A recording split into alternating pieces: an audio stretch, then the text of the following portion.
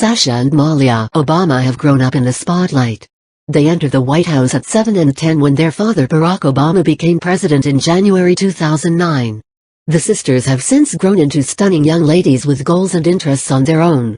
Now the duo has moved out of the White House. Here's the truth about their travel to and through their 8 years as first daughters. Michelle took Sasha to work. Malia and Sasha Obama were born, both reportedly delivered by family friend, Anita Blanchard, before their father's political ambitions began to really take stride. Michelle Obama revealed to Parade when the former president was beginning his journey into the Senate seat to the state of Illinois, Sasha was an infant and Michelle needed to bring her into a job interview. "I didn't have a babysitter, so I took Sasha right in there with me in her crib and her rocker," she explained. "I informed my supervisor, this is what I have, 2 small kids. My husband is running for the U.S. Senate. I won't work part-time. I would like flexibility. I require a good salary. I need to be able to manage trainings. And in the event that you can do all that, I will work hard on a flexible schedule." I was quite clear. And he said yes to everything. Sasha was really sick as an infant. Around the same time Barack Obama was searching for a Senate seat, Sasha was diagnosed with meningitis. Despite his many challenges at the Oval Office, the former father-in-chief still counts her sickness since the toughest stage in his lifetime. Throughout a 2009 City Hall, Obama clarified his precious P developed the disease when she was just 3 months old. "People ask me what was the hardest time in my life. They ask, well, what about during the debt ceiling discussion and this and that and the other thing?" Sasha obtained meningitis when she was 3 weeks old. "I still remember going to the hospital together and they needed to give her a spinal tap. Your entire world narrows for this very small point. There is one thing you care about and you do not care about anything else." Finally, Sasha pulled and went on to become the youngest child to reside in the White House since John F. Kennedy was president, according to Today. The siblings were not spoiled. Despite their status as part of America's first family, the Obamas made attempts to keep their daughters grounded. In fact, when growing up from the nation's capital, one such tactic, the couple revealed, was to maintain their materialism to a minimal. They advised people they didn't offer the girls presents on their birthdays, justifying the expenses of this party alone was enough reward for the event, and that they didn't want them to eventually become spoiled. They get so much material that it just becomes numbing. Malia believes there is still a Santa Claus, although she's a little cautious, because some of her buddies are non-believers. But Malia says, "Ma, I know there is a Santa because there's no way you'd buy me all that stuff," Michelle explained. Their allowance for actions while back in Chicago, too, was pretty slim. They left only $1 per week for helping out around the house, together with duties like setting the table and picking up their toys. They had technology and television limitations to just the weekends while at the White House and have been forbidden from having dinner or post-dinner snacks when they jumped their veggies at dinner, Michelle revealed to the New York Times. Of course, they also weren't denied certain privileges related to their parents' accomplishments.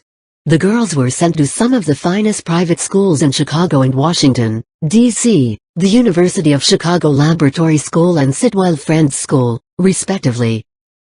They had errands in the White House, too. If Malia and Sasha thought moving into the White House meant getting waited on hand and foot, boy were they in for a rude awakening. Michelle and Barack made sure that the girls kept a strict schedule that included a 8 o'clock sharp bedtime and an ordinary routine of daily chores.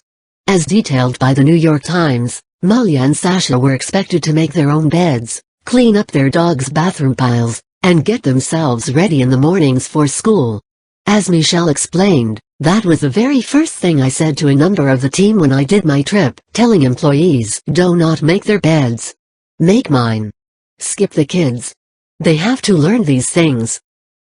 Malia, high-security driving instructor. The Obamas could have attempted to give their daughters normal teen lives where and if they could, but there have been some things that just would never be ordinary in their upbringing at 1600 Pennsylvania Avenue. One such aspect was the experience of learning how to drive. Instead of carrying the wheel one of their parents to understand the ropes, Malia was actually trained to drive by her Secret Service officers. Michelle advised Rachel Ray her then 16-year-old daughter wasn't only educated to drive from her defense agents, but Michelle wasn't allowed to combine them for the event. The Secret Service taught her, actually, because they wouldn't let me in the car with her, she explained, adding that Malia has on occasion since managed to deter security detail to push independently. She's safety around. But in order for her to understand to drive, she needed to drive independently. So once she was legally permitted to push her own gets in her car. Driving for Malia, I think, gives her a feeling of normalcy, like the remainder of her friends are doing. And my kids've got to learn to live in the world like normal kids. Interesting fact, Malia and Sasha's Secret Service code names were Radiance and Rosebud respectively, although their parents were Renegade, such as Barack, and Renaissance, such as Michelle. They were raised to play two sports. Barack Obama might have been an infamous fan of basketball and football, but his daughter's recreational activity of choice, well, kind of choice, is tennis. Michelle told audiences at the 2013 US Open that she nudged her kids onto the court because of her lack of access into the game when she was growing up. It's an excellent way to remain healthy, to stay fit. It is a lifelong game. It's something I have tried to tell my children. I pushed them to playing tennis, because I didn't want them to become like me, but it is a fantastic way to stay active, she said. She told the New York Times that one of her rules for the women was to play two sports, one they loved, and one they didn't pick. I want them to comprehend what it feels like to do anything you don't enjoy and also to enhance, she explained. Malia in particular became very good in the game and was even considered to be on track for an expected school career in the game. Malia's second language. As soon as the Obama family left their historical trip to Cuba in 2016, it was Malia who did all of the talking. The then president told ABC News that his eldest girl had gotten so powerful with her Spanish-speaking abilities she actually served as his personal interpreter during the trip. He clarified, "Her Spanish is much better than mine, and I am hoping she's a chance to get entirely fluent." To Clinic, Malia combined some of her classmates on a trip to Oaxaca, Mexico in 2012, then enjoyed a summer 2016 embassy internship in Spain, before embarking on a covert 3-month visit to South America later in the year. They are dating now, but with strings attached. Once Malia and Sasha became old enough to start dating, Barack Obama joked that he wasn't concerned about their safety whilst in the company of any gentleman callers for the simple truth that they had their own Secret Service security details to supervise said dates. But another reason he was not fazed by the notion of his daughters developing intimate relationships is that the case set to them by Michelle. He advised WDCJ News, "Michelle, she is such a fantastic example of how she carries herself, her self-esteem not based on boys to validate how you look or you understand, not letting yourself be judged by anything other than your personality and intelligence. And hopefully I've been a fantastic example concerning how I've shown respect to my spouse." The Obama sisters go to work. Following their $1-a-week job salary became too small for the women to work for, they began taking up real part-time jobs outside the White House.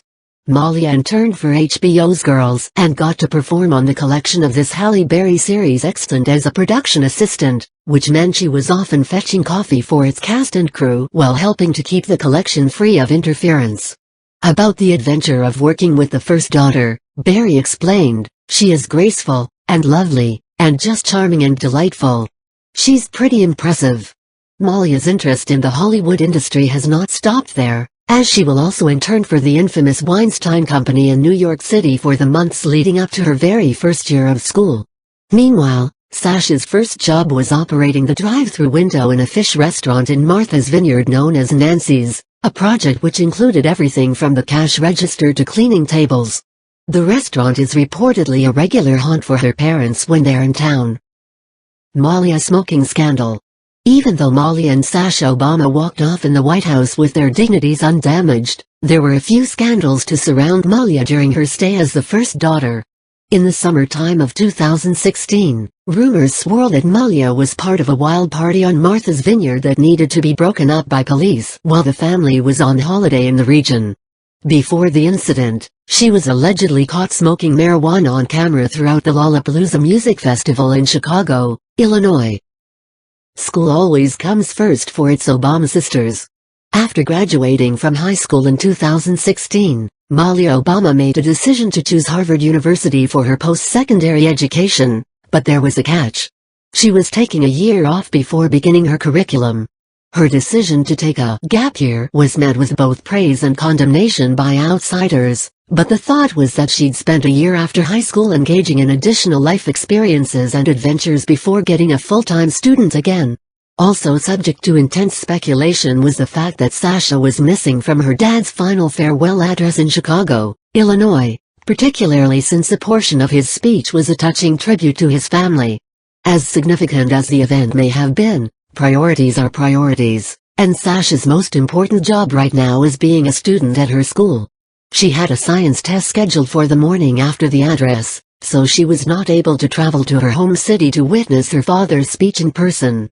Keeping her program unblemished by her parents' political life is so important, in fact, that the family intends to live in Washington, D.C. until she has finished high school. The Obama girls inspired their dad to run for office. After his first inauguration, Barack Obama composed an open letter for his daughters and parade, highlighting his hopes for their future. Along with thanking them for their participation and patience during his campaign, Obama wrote his ambitions for his brothers that reflected a lot of his public policy decisions while in office. I realized that my own life would not count for much unless I was able to ensure that you had every chance for happiness and fulfillment in yours. In the long run, girls, that is why I ran for president, because of exactly what I need for you personally and for each child in this nation. In other words, it had been Malia and Sasha who finally inspired the prior POTUS choice to run in the first location.